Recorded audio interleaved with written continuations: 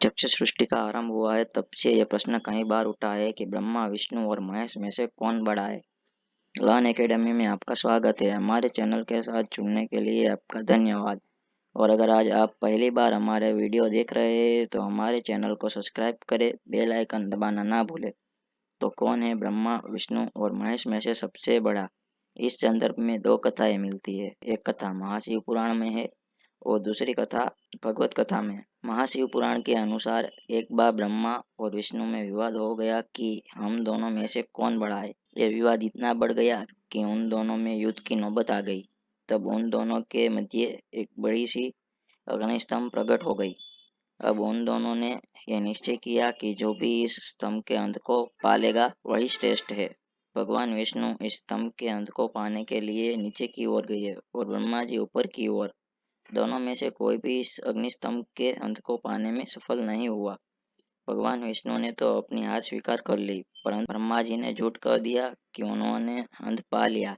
ब्रह्मा जी के मुंह से असत्य सुनकर इस स्तंभ में से भगवान शिव प्रकट हुए और उन्होंने ब्रह्मा जी के 5 मुख में से जिस मुख ने झूठ बोला था उस मुख को काट दिया और उन्होंने श्राप दे दिया कि संसार में उनकी कभी भी पूजा नहीं होगी।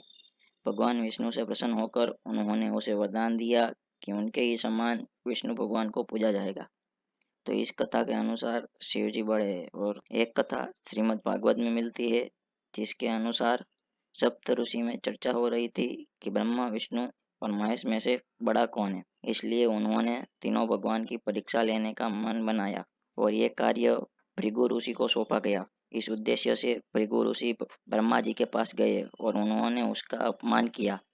इस अपमान से ब्रह्मा जी क्रोधित हो गए और उनके बाद भृगु ऋषि शिव जी के पास गए और उन्होंने शिव जी का भी अपमान किया, परंतु शिव जी ने कुछ नहीं कहा, बस मुस्कुराते रहे और उनके बाद वे भगवान विष्णु के पास उनके वैकुंठ धाम गए।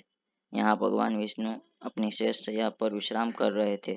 ऋषि भृगु ने सीधे जाकर भगवान विष्णु के वक्ष स्थल पर लात मारी। इस पर भगवान विष्णु ने उनकी लात पकड़ ली और पूछा, महर्षि, आपके पैर में कहीं चोट तो नहीं लगी?